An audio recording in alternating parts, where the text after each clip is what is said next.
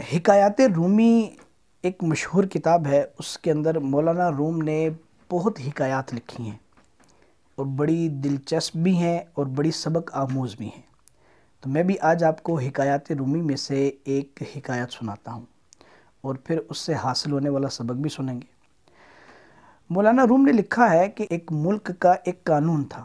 قانون یہ تھا کہ وہ سال کے پہلے دن میں ایسا کرتے کہ ساحل سمندر پر جاتے، جو سب سے پہلے اترنے والا شخص ہوتا اس کو اپنا بادشاہ بنا لیتے، اور سال کا جب آخری دن آتا تو اس دن اس کو اٹھا کر ایک جنگل میں چھوڑ آتے۔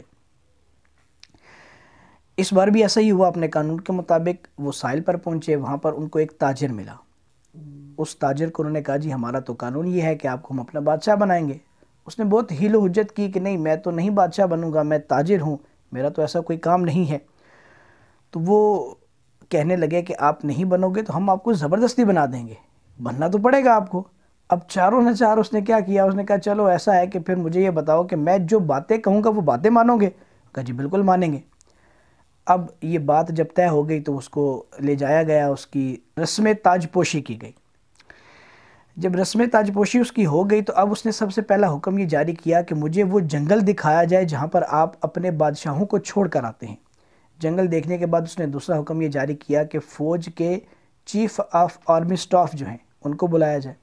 چیف صاحب بھی آ گئے۔ چیف صاحب کو حکم دیا گیا جی اپنے ساتھ ایک یونٹ لے جائیں اور جا کر جو ہے وہ وہاں کے جتنے بھی حشرات الارض ہیں، جتنے بھی درندے ہیں، جتنے بھی چیڑ پھاڑ کرنے والے جانور ہیں، ایذا دینے والے جانور ہیں، سب کو مار دیا جائے۔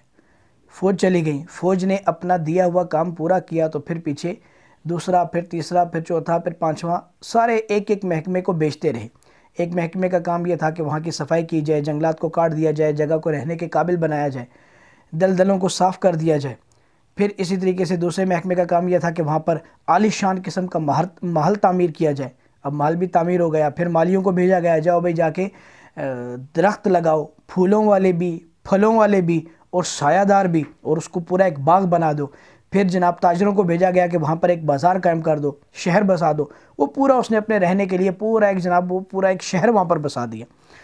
اب ہوا یہ کہ جب سال کا آخری دن آیا تو چونکہ قانون تھا کہ سال کے آخری دن بادشاہوں کو اٹھا کر وہاں پر چھوڑ کے آیا کرتے تھے، تو چونکہ جس کو بادشاہ بناتے تو وہ تخت پر بیٹھتے ہی اس کی رنگینیوں میں اتنا کھوتا کہ اس کو یہ احساس ہی نہ رہتا کہ آخری دن مجھے جنگل میں بھی جانا ہے۔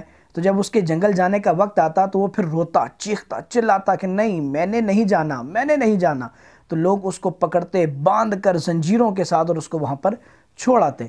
اب جب اس کو لے جانے کے لیے زنجیریں لائی گئی تو اس نے کہا بھی مجھے تو زنجیروں کی حاجت نہیں، کیونکہ میں تو اپنی اس کے لیے تیاری کر چکا ہوں، اور میں تو ہنسی خوشی تمہارے ساتھ جانے کے لیے تیار ہوں، کیونکہ میرے تو خادم بھی وہاں پر ہیں، کنیزیں بھی وہاں پر ہیں، میرا تو بازار پورا وہاں پر ہے، پورا شہر میں نے بسا لیا ہے، میں نے اپنے محل بنا لیے ہیں، اپنا خزانہ منتقل کر لیا ہے، اپنے رہنے کا سارا بندوبست کر لیا ہے، تو میں تو ہنسی خوشی تمہارے ساتھ چلنے کے لیے تیار ہوں بھائی۔ اب جب وہاں پر پہنچے سلطنت کے امراء اور سارے وزیر مشیر جب وہاں پر پہنچے تو انہوں نے جب یہ دیکھا کہ یار یہ تو پورا اس بادشاہ نے بڑا اچھا اپنا نظام بنا لیا، تو اب انہوں نے اپنا قانون بدل دیا۔ انہوں نے کہا کہ آج کے بعد تم ہمیشہ کے لیے ہمارے بادشاہ ہو، کیونکہ تم نے ایک سال کے اندر اس جگہ کو جو درندوں کا گھر تھی، جو جناب موذی جانوروں کا گھر تھی، اس کو تم نے ایک شہر بنا دیا، تو تم ہمارے اس ملک کو کتنا بنا سنوار دو گے، لہذا تم آج سے ہمارے ملک کے ہمیشہ کے حکمران ہو، تم یہاں پر رہو اور تم جو ہے وہ تم ہی اس کی حکمرانی کرو۔ اب اس حکایت سے ہمیں سیکھنے کے لیے کیا ملتا ہے؟ ہمیں سیکھنے کے لیے یہ ملتا ہے کہ اللہ تبارک و تعالیٰ کے اس ایک بندے کو صرف 1 سال کی مہلت ملی اور اس نے اپنے لیے اتنا اچھا سامان تیار کر لیا، تو ہمیں کتنی عمر ملی؟ ہم آپس میں غور کریں نا، ہم میں سے کوئی 10 سال کا ہوگا، کوئی 20 سال کا، کوئی 30، 40، 50، 60، 70 سال کا ہوگا۔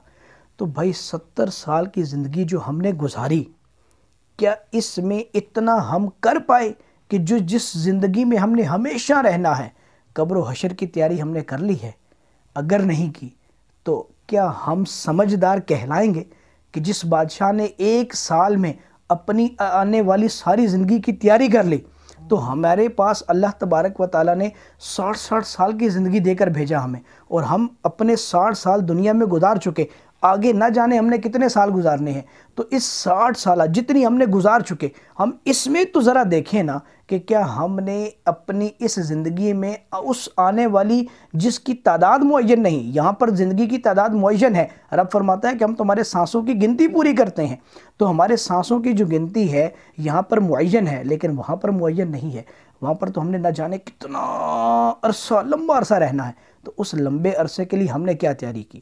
اگر ہم سمجھدار ہیں، عقل مند ہیں، رب فرماتا ہے وَمَا خَلَقْتُ الْجِنَّ وَالْإِنسَ إِلَّا لِيَعْبُدُونَ، میں نے انسانوں اور جنوں کو نہیں پیدا کیا مگر اپنی عبادت کے لیے۔ تو اگر ہم یہاں پر دنیا میں اس مقصد سے آئے کہ ہم نے آخرت کو بنانا ہے، آخرت کو اچھا کرنا ہے، آخرت کو سنوارنا ہے، تو پھر عقل مند انسان وہی ہے جو اس آنے والی زندگی کے لیے آج تیاری کر لے، آج رب کے دیے ہوئے فرائض پر عمل کیا جائے، محبوب کریم علیہ السلام کی سنتوں پر عمل کیا جائے، ان کے بتائے ہوئے طریقوں سے اپنی زندگی کو گزارا جائے۔ اللہ تبارک و تعالیٰ سے دعا ہے کہ اللہ آپ کو اور مجھے اس میسیج کو سمجھنے کی توفیق عطا فرمائے، آمین بجاہ النبی الامین صلی اللہ تعالیٰ علیہ وسلم۔